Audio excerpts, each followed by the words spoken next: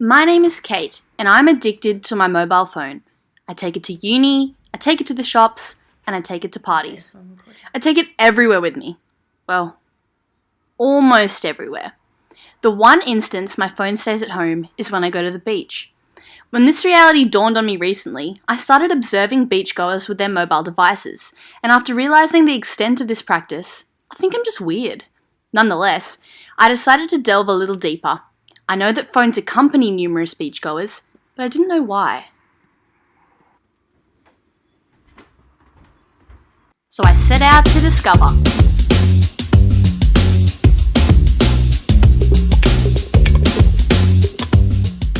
I decided to interview a series of beachgoers about phone usage at the beach, basing my questions off the uses and gratification theory. This is an audience-centered approach, focusing on what people do with media, as opposed to what media does to people. I normally do, yes. I normally come here alone, so I get bored a lot, and I like to be able to read, surf through Facebook, and play music and stuff. I take my phone to the beach to take photos, and listen to music. Yeah. I do. Sometimes I have a Ziploc bag, but other times I always have like a pocket secure enough so I can like wrap it up in a towel and leave it in there and then cover it with another towel. Nothing? So you just have it like on your towel when you go to swim or something? Yeah, well, I put it in the bag. I'll use it to find people, because normally like it's like, which beach are you at, where are you lying, or if someone's like meeting up with me later. I don't really use it to go through social media all that much, because it's kind of annoying. I just put it in a bag so the sand doesn't get on it.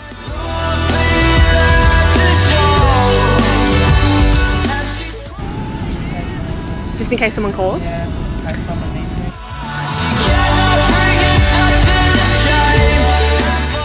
I do take my phone to the beach.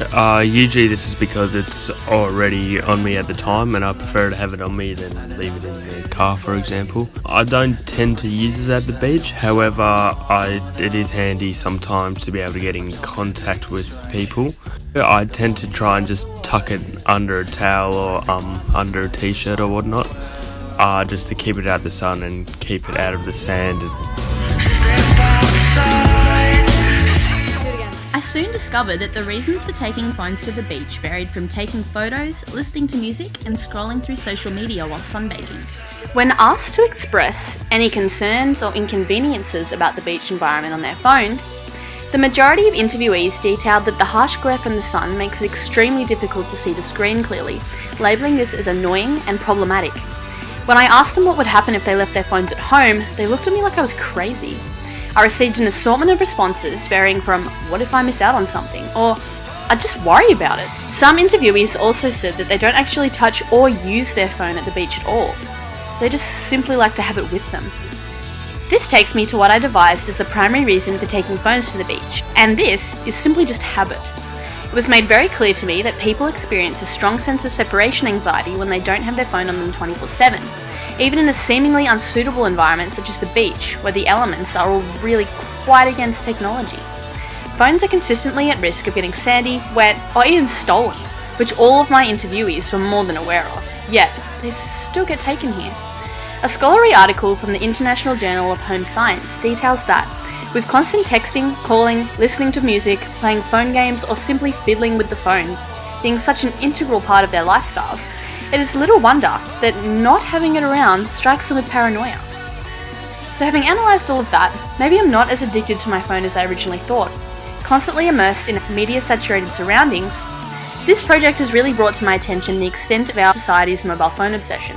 A piece published by the Journal of Home Sciences observed that the extent of addictive behaviour towards the usage of mobile phones correlates with the relationship between the users of phones and the psychological behaviour among adolescents in particular.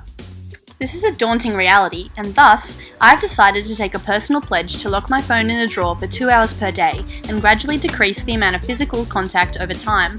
Phones are great, but do we really need them to accompany us on every journey and every experience?